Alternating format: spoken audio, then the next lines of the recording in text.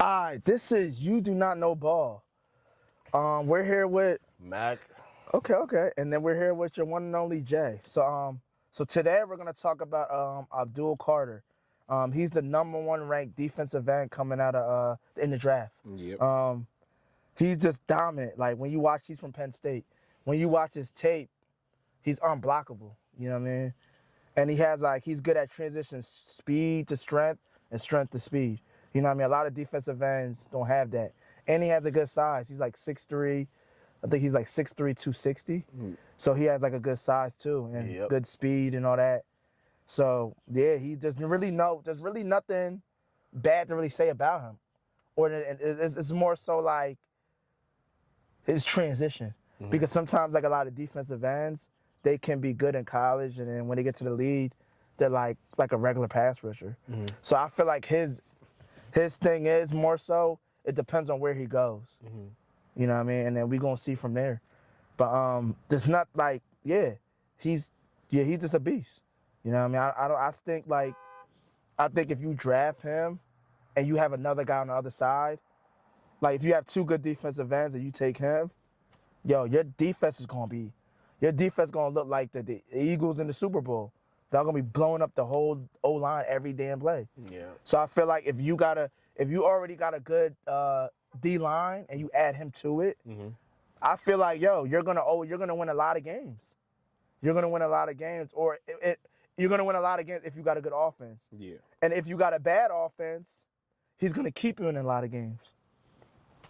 So in that situation, I think he's really that good. Like I don't see nothing really negative to really say. It's more so transition and what team he goes to. You know what I mean? If he goes to like a bad team, he might not do too well because he might not have a lot of help from like in the middle with the D tackles and then the other side of the D line. Yeah. And then maybe if the safety, like it depends on what team he really goes on. But overall, I think he's going to be effective and he's going to be dominant. Agreed. Yeah. But the only thing that I have on him that might be negative, I feel like a lot of Penn State edge rushers, I feel like they're like that's like the prime crop of like, if they're from Penn State and they play D, they're good. But I know it was one guy, I think it was one defensive end from the Miami Dolphins. He was pretty good, but he's kind of quiet. You know what I'm saying? Because I think the Dolphins are looking to draft a defensive end again. But if you were so dominant at defensive end, you wouldn't want to grab another one. You get what I'm saying? That wouldn't be your first priority. So I don't know if they're overrated too, because Michael Parsons, he's the one that kind of set the trend. All Penn State defensive ends is good, but we got to see. That might be the only flaw. Like we got to see how he work in the NFL. But overall, it ain't really much to say. Like you know what I mean about him, besides like is he gonna live up to his name? Yeah. You know what I mean? It's not really too much you could say about him like that. But if he goes on a bad team, he might just not do good. He might not shine. Yeah, he just might not do good because it's more so like the overall defense. You know what I mean? So other than that, that's really it. You consider him generational? I don't really know. I just feel like when you're in a system that produce good players, you can't really know if they're generational because they might be good because they're in a good program.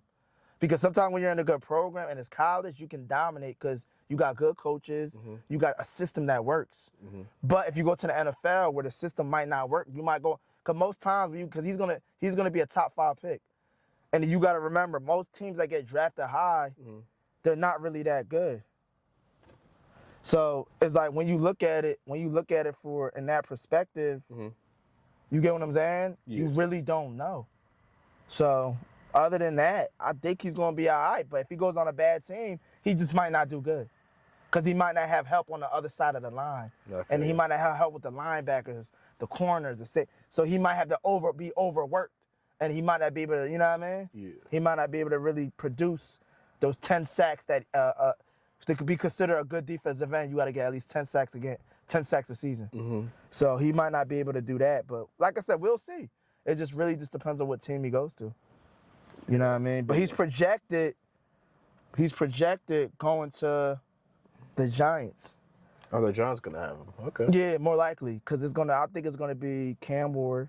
Cam Ward is gonna be Travis Hunter. Then the Giants are gonna get Abdul Carter, and the Giants got a pretty good defense. And if he goes to the Giants, we know the Giants, they just can't win games. But with him being that defensive end, and I think they got another guy, I forgot his name, from Oregon. I know his name. He played defense. He's on their team too. He was another former first-round pick at defensive end. So you got two good-headed monsters coming at it, and you got a good defensive tackle, and you got a good overall defense. So the thing is, when you got that going on, they're gonna always be in the game. Yeah. With that ability, they're gonna always be inside the game. So they're not gonna really lose a lot of games. If they do lose a game, it might only be like a touchdown or like 10 points or some shit. Because they're always gonna be in there. So I feel you. Yeah. He does. Yeah, just like you said, he does have a good projection. He this year he has like 12 sacks. So that's college though. You're right. That's college. I always say like you need at least 10 sacks to be considered good in a year. Yeah. So but it's like so he's average then. No. I wouldn't say he's average or he's not good. Or he's great or what I always look at numbers. You gotta look at the system and look at the team. Yeah. To me, when you're looking at college, you don't really want to look at the sacks too much. Yeah. You more want to look at the tape on how he blows up the offensive lineman. He blows off the line. Yeah. How he disrupts the passing game. You want to see how he's effective on just not only sacking the quarterback, but making the quarterback hard to see the passing lanes. Yeah. Making it hard for the runs and the bubble screens. You get what I'm saying? So when you look at it, if you're drafting a defensive end, you're not just looking at how many sacks he got in a year. Because when you're in college, shit, you might have a defensive end damn nearly getting like 20 sacks in a season. Some defensive ends is damn nearly getting like 2-3 sacks a game. Yeah. You got some defensive ends right now getting 2 sacks a game. So it's just like in college. So it's like you got to see what he does outside of just sacking the quarterback. So the sacks do matter to a certain degree, and yeah. So just like that. Yeah. So yeah, man. So yeah, we gonna see, man. We definitely gonna see how his projection is. More likely, he's more likely going to the Giants for sure. Yeah. Cause I know the Browns ain't gonna pass up on Travis Hunter. So yeah, but yeah, man. Like that's just what's gonna be the game, man. That's just what's gonna be. Yeah. So yeah, I think he's definitely. I wouldn't say he's a generational talent.